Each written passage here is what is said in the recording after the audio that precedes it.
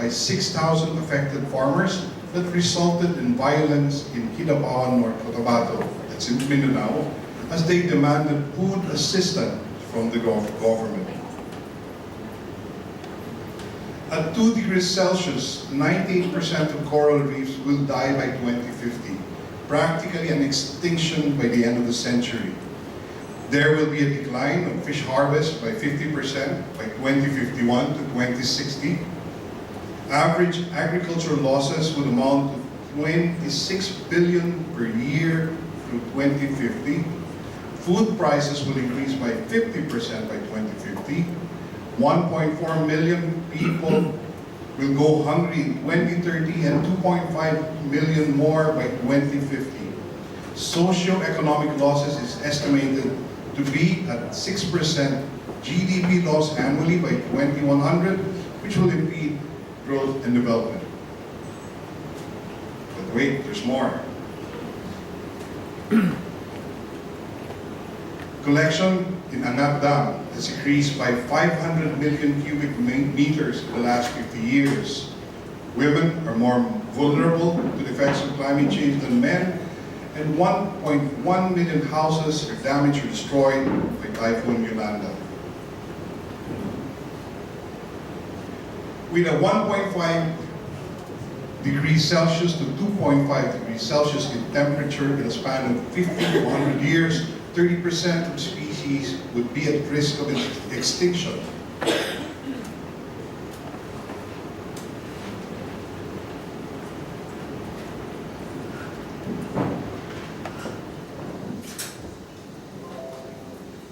Aside from enhanced ambition, we emphasize that the pursuit of climate justice demands unyielding resolve for the international community to act now, before the window of opportunity on achieving the 1.5 degrees Celsius Paris goal closes. We are a nation that suffers the most from the adverse effects of climate change, despite having contributed the least to it. Our voice is also critical in shaping the global mitigation and adaptation agenda of the global community. So why the doom and gloom numbers? I suppose it's just bringing us back and making sure we know the reasons for why we want to access grants or why we want to access funding to go into research. This month, the Intergovernmental Panel on Climate Change, or IPCC, released its special report on global warming of 1.5 degrees Celsius as a response to the government's appeal for the publication of a special report comprised of the impacts of global warming on natural and human systems and sustainable development when they adopted the Paris Agreement in 2015. The report, reviewed and finalized by scientists and experts around the world, affirms our stand that pursuing a development path consistent with 1.5 degrees can spur economic growth and presents an opportunity for us to transform development itself. Along with other vulnerable countries, we contended in the negotiations that the 1.5 warming cap provides an opportunity to promote enhanced climate action. With the release of the report, it is therefore imperative for us to align our policies to the 1.5 degree warming limit. Our event today presents an opportunity on how we can elevate the level of climate action within our country through climate financing, climate change adaptation and mitigation, and disaster risk reduction will be mainstreamed into our systems and become part of the daily consciousness of our people. So one of the climate resources we can access is the Green Climate Fund. And to unlock international climate finance mechanisms, we are also working with other agencies in preparing a country proposal to access the Green Climate Fund.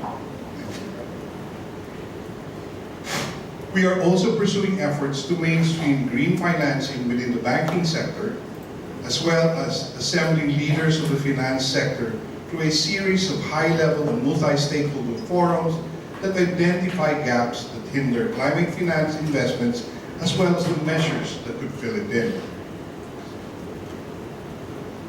We also have what we call the People's Survival Fund. Another priority of the Commission is improving access over local government units to the PSF, which is actually a fund designed to provide long-term financing for climate change adaptation interventions.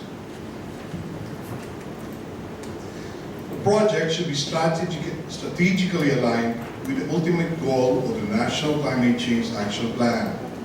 It's to build adaptive capacities of communities, increase resilience of the vulnerable sectors and natural ecosystems to climate change, and optimize mitigation opportunities towards gender-responsive and rights-based sustainable development.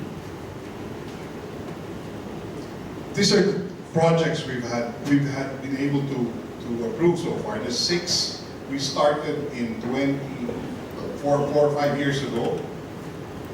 There's a pipeline right now of 130-something projects. But then, in the course of evaluating all these project proposals, we found out that while we understand and while we acknowledge that the LGU would be the best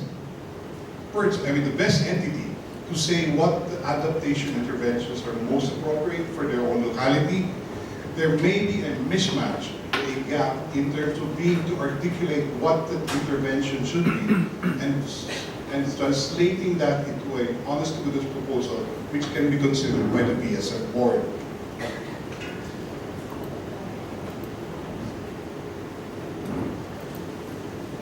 Ladies and gentlemen, addressing a problem as enormous as climate change requires cooperation and collective efforts from different actors. If we come together as one nation and bring our minds and hearts together, surely we could achieve the shared purpose.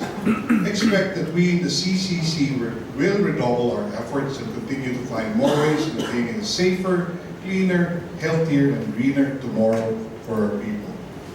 With this, thank you for allowing us here today in your forum, and may we have a productive discussion this afternoon. Thank you very much.